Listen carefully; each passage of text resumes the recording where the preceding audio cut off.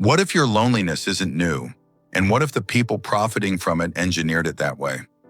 We've been told a simple story. Social media made us lonely. Delete the apps, reclaim your time, cure your isolation. Clean, algorithmic, wrong. Because here's what that narrative conceals. The ache you feel when you scroll at 2 a.m., the compulsion to check notifications during dinner, the strange emptiness after hours of connection, none of this began with the iPhone. In 1950, sociologist David Riesman described what he called the other-directed character, a person who cannot be alone, who treats contemporaries as a radar system for approval, who mistakes the crowd for intimacy. He wrote, and this haunts me, that such people cannot mitigate their loneliness within a crowd of peers, any more than one can mitigate thirst by drinking seawater. 75 years before Instagram, the technology didn't create your vulnerability. It monetized a wound that was already open. The consensus goes like this: we're connected but not intimate. Social media promised community, delivered performance. The solution? Digital minimalism? Curate your apps. Set boundaries. Touch grass. And look, there's truth here. The design is predatory. The dopamine loops are real. Reducing screen time probably will improve your life. But if we stop there, we've mistaken the symptom for the disease. Because the hunger for external validation preceded the technology that exploits it. If mid-20th century Americans were already reorienting their entire sense of self around peer approval, guided by radio, cinema, and mass advertising, then what exactly are we fighting when we delete Instagram? The question shifts. Not how did this happen, but what ancient thirst is the algorithm monetizing? Let's sit with this properly. Riesman traced the evolution of character across modern history, tradition-directed, guided by ritual and ancestors, the fixed wheel of culture.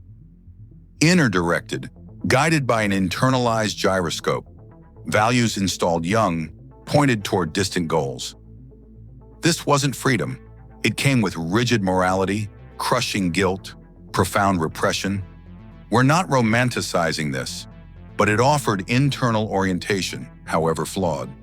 Other-directed, guided by radar, constantly scanning peers for approval, adjusting behavior to emotional harmony with the group. Desperate not for status, but for the security of being liked. This third type emerged in post-World War II urban America as the dominant middle-class mode. And its signature pathology wasn't isolation, it was isolation within crowds. Intensely social, quick intimacy, always contributing to group recreation, but underneath, an insatiable need for orientation from others. The gyroscope replaced by perpetual signal checking. We didn't invent this when we invented the feed. We gave it a business model with quarterly earnings. Which brings us to the architecture of that business model and why it works so well on us. Sherry Turkle draws a distinction that cuts deeper than screen time. Connection versus conversation. Connection, low bandwidth interaction, text, likes, comments. One bit of information, approval or its absence. Logistical, fast, frictionless. Conversation, high bandwidth interaction. Analog signals, tone, facial microexpressions, the timing of a pause, the vulnerability in someone's eyes when they tell you something true. Massively more valuable, irreplaceable. The catastrophe isn't that we have both, it's that connection masquerades as conversation. It gives you what Turkle calls a patina of socialness, a surface that tricks your mind into thinking you've already tended to your relationships. You've liked their posts, you've reacted to their stories. Surely that counts. And then you sit across from a friend at dinner and realize you can't hold the thread of what they're saying because part of your attention is always elsewhere now. A caveat here, for LGBTQ plus people in small towns, for those with disabilities limiting physical mobility, for the socially isolated, digital connection can be the only pathway to meaningful conversation. The critique isn't the tool, it's the system that replaces depth with performance for everyone, then profits from the confusion. Sean Parker, former Facebook president, said it plainly in 2017. We understood we were exploiting a vulnerability in human psychology, a social validation feedback loop. Not a bug, a feature. Jaron Lanier calls the system bummer. Behaviors of users modified and made into an empire for rent. The mechanism: you are continuously offered stimuli, algorithmically personalized, designed to keep you engaged. The platform learns what makes you specifically anxious, envious, outraged, validated, and then it feeds you more. This isn't persuasion, it's operant conditioning at scale. You are not the customer. You are the rat in the Skinner box. And the experimenters have billions of dollars invested in making your responses predictable. Parker again. The goal was to consume as much of your time in conscious attention as possible. The inadequacy you feel, the sense that everyone else is thriving while you scroll in your underwear at midnight, isn't incidental. It's load-bearing to the business model. They need you to feel insufficient, because insufficient people check their phones. So, digital minimalism, the philosophy that says, choose a small number of carefully optimized online activities that support what you value, let go of the rest. It's rigorous, it's legitimate, and it's not enough. First, the autonomy question. Who can afford to disconnect when the gig economy requires constant availability? When your freelance income depends on responding to DMs within minutes? When your visibility on LinkedIn or Instagram isn't vanity, it's how you pay rent this month? For many, performing online isn't an aesthetic choice. It's obligatory emotional labor. It's survival. Minimalism works if you already possess the economic security to implement it, but that security is precisely what precarity strips away and what the attention economy depends on you not having.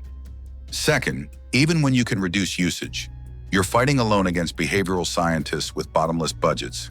You're in a guerrilla war against a surveillance apparatus that knows you better than you know yourself. This doesn't mean minimalism is futile.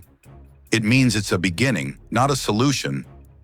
What it restores when it works is solitude. Time alone with your own thoughts, free from the input of other minds.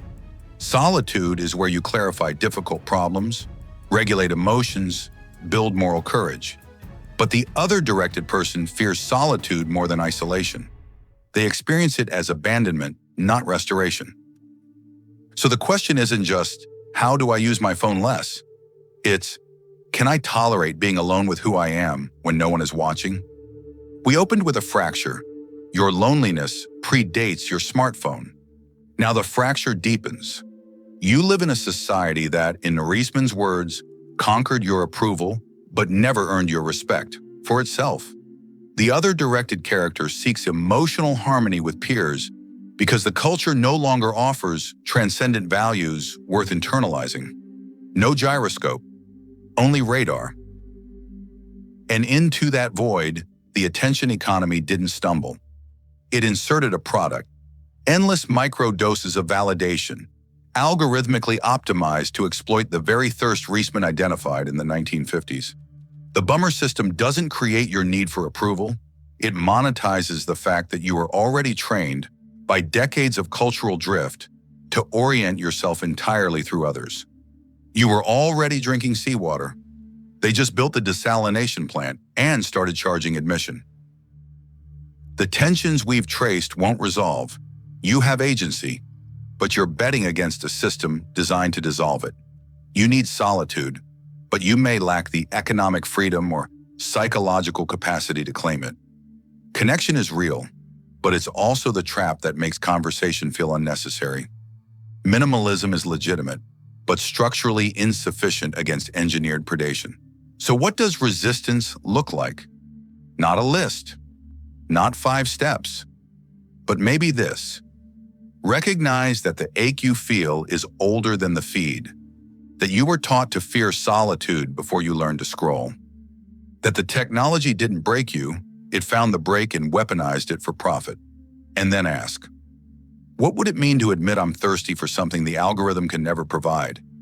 And that continuing to scroll is just drinking seawater while someone gets rich is selling me the cup. That's not an answer. It's the beginning of an honest question. And in a system designed to bury that question under infinite stimulus, asking it at all is the first act of autonomy. News videos drop every Thursdays and Sundays. If this destabilized something you thought you understood, the thinkers we've drawn from, Riesman, Turkle, Lanier, Newport, are linked below. This video is part of the Psychology of Being Human playlist, where we question what we've been taught to take for granted. Stay lucid.